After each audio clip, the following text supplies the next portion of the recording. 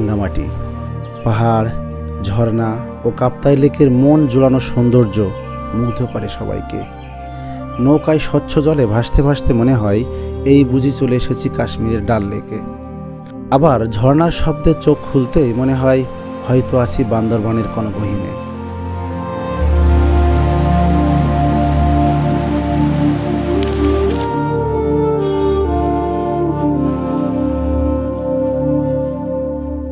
হ্যাঁ দর্শক, আজ আমরা চলেছি লাল পাহাড়ের দেশ রাঙ্গামাটির উদ্দেশ্যে। একদিনে রাঙ্গামাটির কি কি দেখবেন, কোথায় থাকবেন এবং কাপ্তাই ভ্রমণে নৌকা ভাড়ার আপডেট গাইডলাইন জানাবো আমাদের আজকের এই ভিডিওটির মাধ্যমে। ঢাকা থেকে বাংলাদেশের সর্ববৃহৎ জেলা রাঙ্গামাটির দূরত্ব প্রায় 300 কিলোমিটার। বাসে করে আসা যায় এখানে। নন এসি বাসের ভাড়া 800 থেকে 900 ও এসি বাসের ভাড়া 1700 থেকে 1800 টাকা হয়ে থাকে। আমরা যেহেতু বান্দরবান ভ্রমণ শেষে ব্যক্তিগত গাড়িতে করে গতকাল রাতে এসেছি রাঙ্গামাটি, এজন্য আমাদের রাঙ্গামাটি ভ্রমণের গল্পটি শুরু হচ্ছে হোটেল জুম প্যালেস থেকে। আমরা এখন আমাদের রুমে রয়েছি হোটেল জুম প্যালেসে। আপনারা আমাদের মতো এমন রুমে থাকতে চাইলে থাকতে পারেন। এটা হচ্ছে আসলে একটা ফ্যামিলি রুম। এখানে একটা কিং সাইজ বেড রয়েছে, এখানে ডাবল বেড একটা বেড আছে। আর দেখুন যে এখানে ওনাদের একটা বসার খুব ভালো একটা সোফা আছে, এখানে টেবিল আছে। আর এই রুমের ওয়াশরুমটা অনেক ভালো, ওয়াশরুমটা অনেকটা পরিষ্কার পরিচ্ছন্ন। এখানে বেসিন, ওখানে একটা কমোড আছে। আর বাতাস চলাচলের জন্য ভেন্টিলেটরের যে ফ্যানটা সেটাও আছে। এখানে একটা টিভিও আছে। আর এই সাইডে তো আছে একটা মিরর। আর এখানে একটা ক্যাবিনেটে আপনারা এমন জায়নামাজও পাবেন। দর্শক, এটা হচ্ছে এসি রুম। এর ভাড়া পড়ছে 3200 টাকা, কিন্তু আসলে আমাদের কাছে একটু কম নিছে, 3000 টাকার মতো।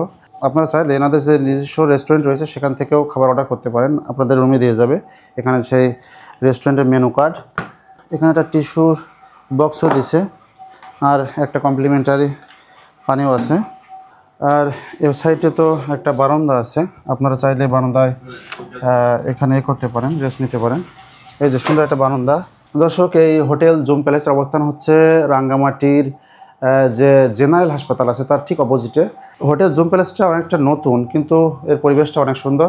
আপনারা চাইলে হোটেল জুম প্যালেস থাকতে পারেন।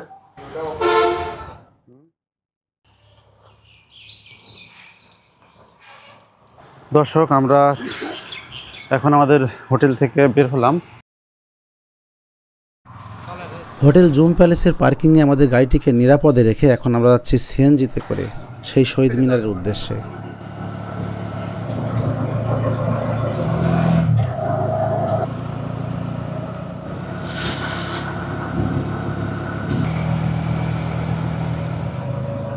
চলে আসলাম শহীদ মিনার।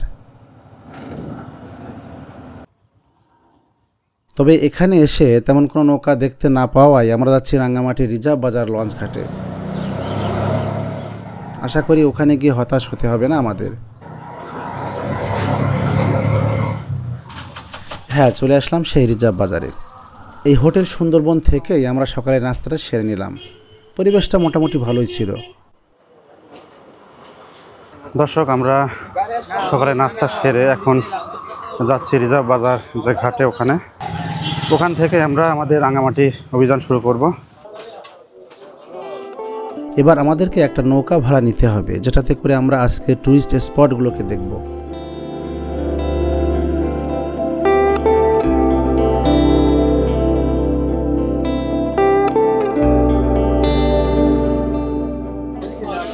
এখানে মেন কথা হচ্ছে আমরা যেটা কম পাবো সেটাই তো যাবো নাকি? এখন আপনার তো বেশি চাইলে হবে না। হ্যাঁ দর্শক, এই লোকটার নৌকা আমরা বাধ্য হয়ে ভাড়া নিয়েছিলাম। আপনারা আসলে অবশ্যই ইনার থেকে দূরে থাকবেন। যদিও ওই ছেলেটার সাথেও আমাদের আরও কম রেটে কথা হয়েছিল। তোমার ভয় করছে না কেন? কি সমস্যা কি? দর্শক, দেখছেন যে কি পরিমাণ এখানে সিন্ডিকেট। এর জন্য আপনারা অবশ্যই বার্গেনিং করে তারপর দাম দর ঠিক করে এখান থেকে নৌকা ভাড়া নেবেন। আর অবশ্যই একেবারে সব কিছু ক্লিয়ার করে নেবেন। হ্যাঁ, চূড়ান্ত সিদ্ধান্ত নেওয়ার আগে অবশ্যই নৌকাটি নিজ চোখে সরাসরি দেখে নেবেন। উপরে ছাউনি আছে কিনা তা নিশ্চিত হয়ে নেবেন। শেষমেশ আমরা 2500 টাকায় উপরে ছাউনি ছাড়াই এই নৌকাটি নিয়েই আমাদের আসল ভ্রমণ শুরু করলাম।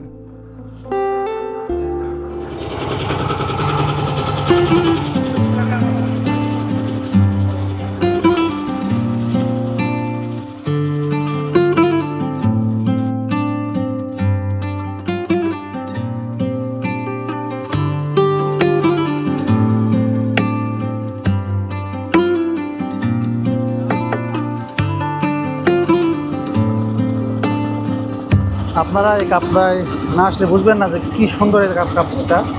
আমার এই পিছনে যে ভিউটা দেখুন, একেবারে সেই কাশ্মীরের ডাল লেকের মতো।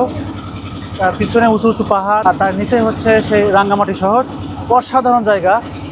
আর কাপ্তাই মানে অন্য কিছু। আপনারা যারা কাশ্মীরের ডাল লেকের ফিল নিতে চান তারা অবশ্যই কাপ্তায় আসবেন। এখানে আসলে বুঝবেন যে কত সুন্দর একটা জায়গা।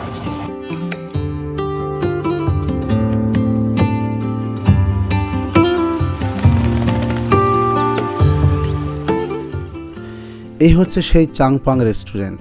আপনারা চাইলে দুপুরের খাবারটা এখানে অর্ডার করে যেতে পারেন। শুভলং ঝর্ণা দেখা শেষে আসার পথে খেয়ে নিতে পারেন। তুলনামূলক দামটা একটু বেশি হওয়ায় আমরা এখান থেকে কোনো খাবার অর্ডার করব না।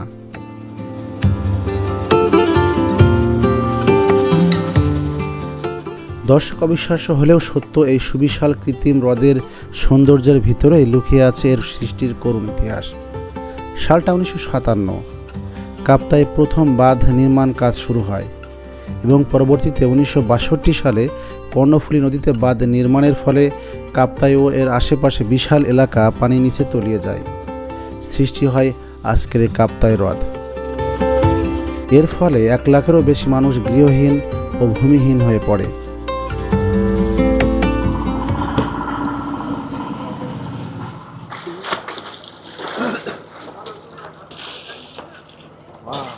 দর্শক, আমরা এখন আমাদের প্রথম স্পট হিসাবে নির্মাণনগর বৌদ্ধ মন্দির এবং এই হচ্ছে আদিবাসী বাজারে আসলাম। হ্যাঁ, এই হচ্ছে আদিবাসী মার্কেট, যেখানে আদিবাসীদের নিজ হাতে তৈরি বিভিন্ন জিনিসপত্র পাবেন আপনারা। জমি চাষ করা বিভিন্ন ফল ফলাদিও পেয়ে যাবেন এখানে। পছন্দ হলে আমাদের মতো একটু খেয়েও দেখতে পারেন।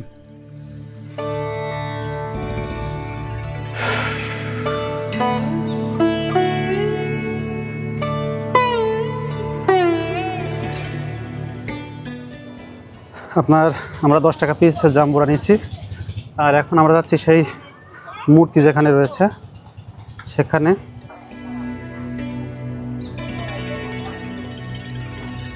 আমরা এখন আদিবাসী বাজার থেকে উপরে উঠছি সেই মূর্তিটা দেখার জন্য। ওই পাহাড়ের উপরে হচ্ছে সেই মূর্তি।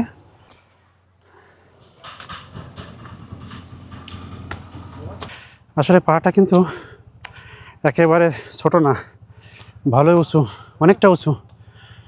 মানে উঠতে পা লেগে যাচ্ছে আমাদের। এই তো উঠে গেছি আমরা।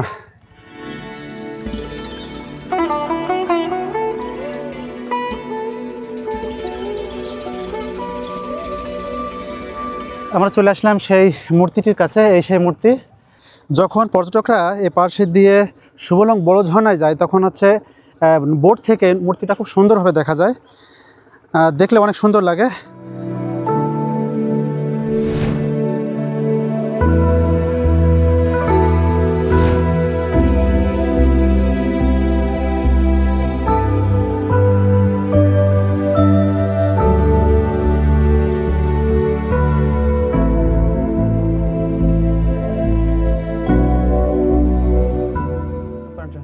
আমাদের এই নির্মাণনগর বৌদ্ধ মন্দির এবং এই যে আদিবাসী যে বাজারটা আছে এটা দেখা শেষ। এখন আমাদের পরবর্তী গন্তব্য হচ্ছে শুভলং বড় ঝর্ণা।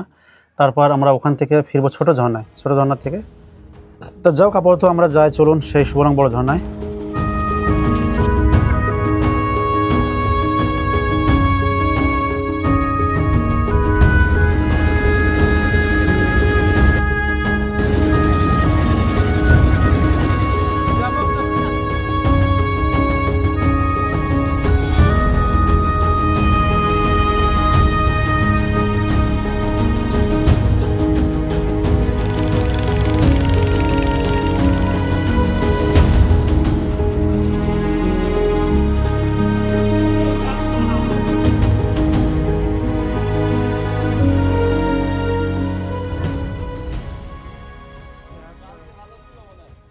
চলে আসলাম আমরা শুভলং সেই বড় ঝর্ণায়।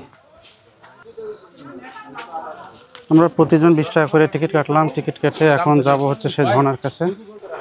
আজকে যেহেতু পানি একটু কম মনে হচ্ছে না, ঝর্ণায় একটু পানি কম।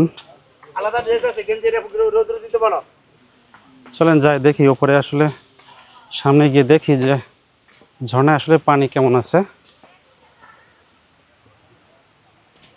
আর শীতকালে তো মোটেই আসলে যে যতটুকু ঝর্ণায় আমরা পানি দেখছি তাও থাকে না। স্বাগতম শুভলং ঝর্ণা।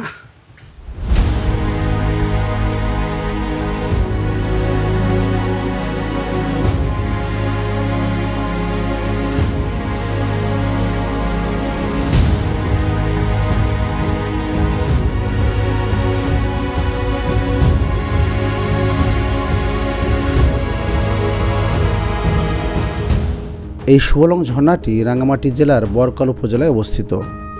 এখানে আসার উপযুক্ত সময় হলো বর্ষাকাল।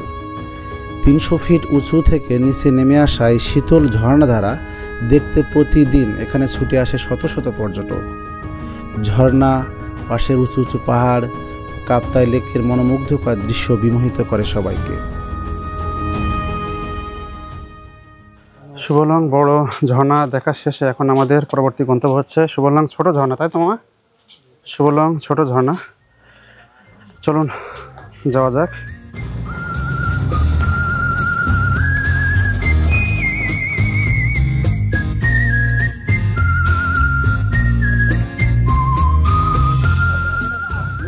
শুভলং ছোট ঝর্ণায় চলে আসলাম। এখন আমরা নামছি।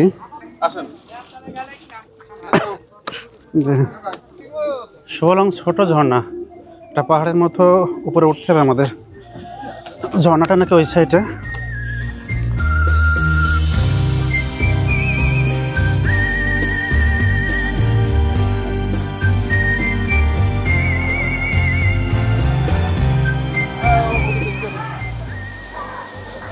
এই হচ্ছে সেই শুভলং ছোট ঝর্ণা।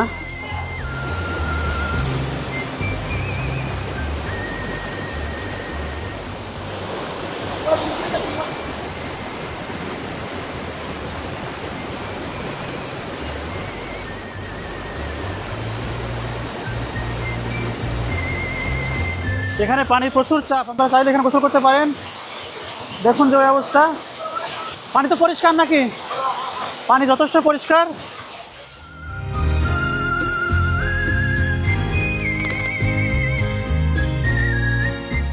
শুভলং ছোট ঝর্ণা দেখা শেষে আমাদের পরবর্তী গন্তব্য পলওয়েল পার্ক। কাপ্তাই যেন আসার মতো, যাওয়ার পথটাও তার সৌন্দর্য দিয়ে বিমোহিত করছে।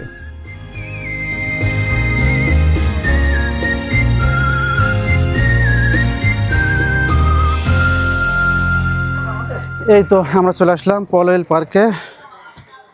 এখন রাঙামাটির কৃত্রিমভাবে বানানো সবথেকে ভালো জায়গা।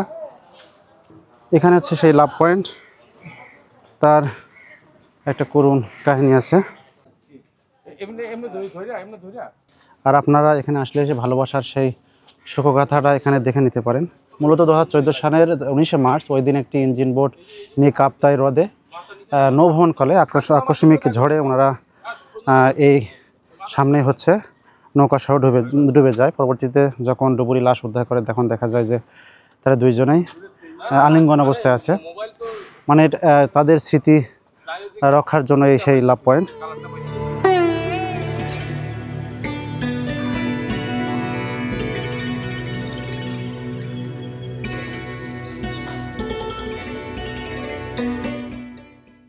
দর্শক, এই পলওয়েল পার্কটা হচ্ছে রাঙামাটি জেলা পুলিশের তত্ত্বাবধানে পরিচালিত। আর এখানে আপনারা দেখছেন যে বসার সুন্দর জায়গা আছে, বিকালে বসতে পারেন। এই যে সিমেন্ট দিয়েও সুন্দরভাবে বানানো হয়েছে। আপনারা এখান থেকে বিভিন্ন রাইডে চড়তে পারবেন, যেমন এখানে কায়াকিং আছে। কায়াকিং 2 জন 100, 3 জন 150।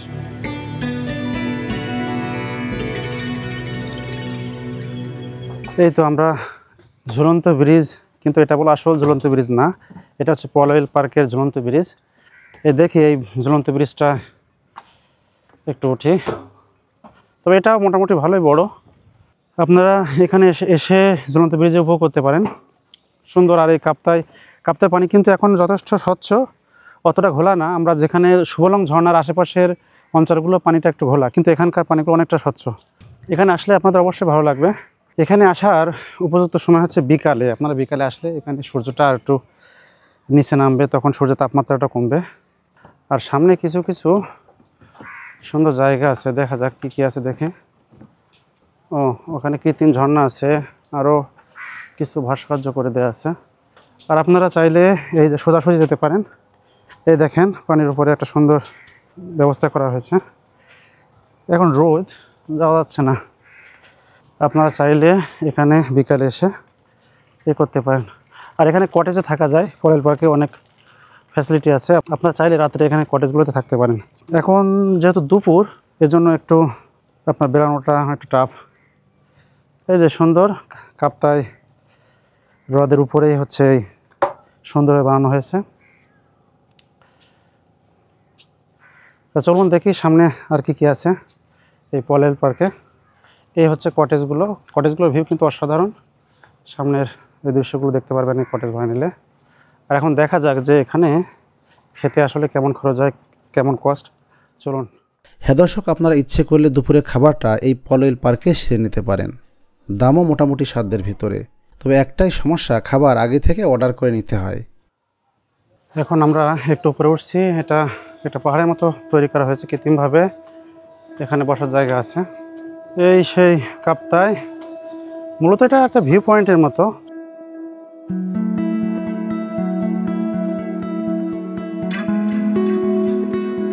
পরেল পার্কে গেট থেকে একটু সামনে আসলে আপনারা একটা মিনি জু পাবেন। এই যে দুইটা হরিণ আছে এখানে।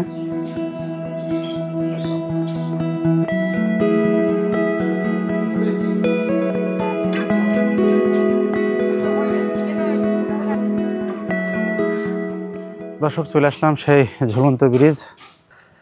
গেট থেকে নেমে কিছুটা সিঁড়ি বেয়ে আমাদেরকে সামনে যেতে হবে। আর সামনে সেই ঝুলন্ত ব্রিজটা আছে।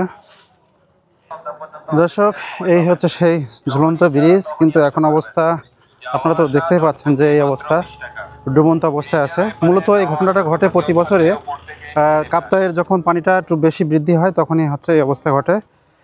আপনারা যদি বর্ষাকালে আসেন তাহলে বলে অধিকাংশ সময় অবস্থা এমনই থাকবে। তবে যদি আপনারা শীতকালে আসেন তাহলে সেক্ষেত্রে এটা আলাদা ঘটনা।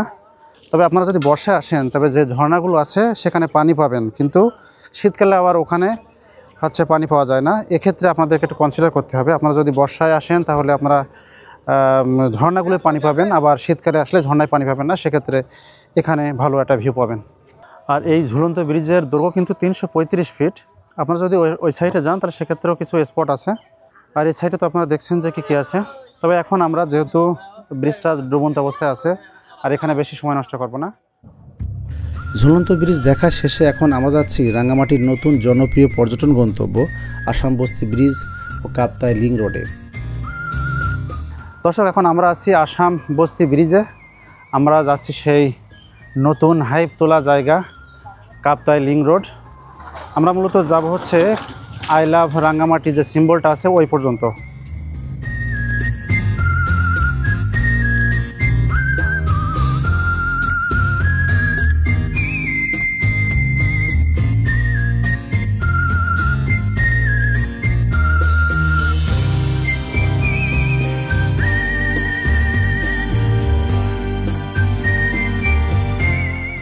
সামনে আসতেই আপনারা দেখতে পাবেন এমন একটা সুন্দর একটা ব্রিজ।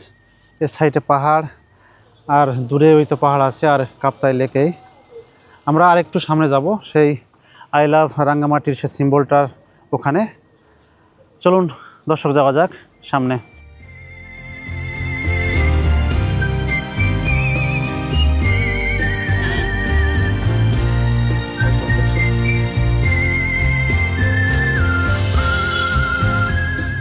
দর্শক, এই তো চলে আসলাম আমরা সেই আই লাভ রাঙ্গামাটির সেই সিম্বলটার ওখানে। আর এর পিছনে হচ্ছে সেই বলো কাপ্তাই। আর আমরা আছি কাপ্তাই লিং রোডে। এটা অনেকটা উঁচু একটা পাহাড়ের মতো। আপনারা যদি এখানে আসতে চান তাহলে অবশ্যই মোটামুটি 5টার ভিতরে আসবেন। আর আপনারা যারা রাঙ্গামাটি শহর থেকে কাপ্তাই সদর উপজেলায় যেতে চান তারা যেতে পারেন এই কাপ্তাই লিং রোড দিয়ে। দর্শক, একদিনের রাঙ্গামাটি ভ্রমণের এখানেই পরিসমাপ্তি। আমাদের আজকের ভিডিওটি ভালো লাগলে অবশ্যই লাইক, কমেন্ট ও শেয়ার করবেন। আর চ্যানেলটি পছন্দ হলে অবশ্যই সাবস্ক্রাইব করতে ভুলবেন না। সবার সুস্বাস্থ্য মঙ্গল কামনায় আজ পর্যন্তই। আল্লাহ হাফেজ।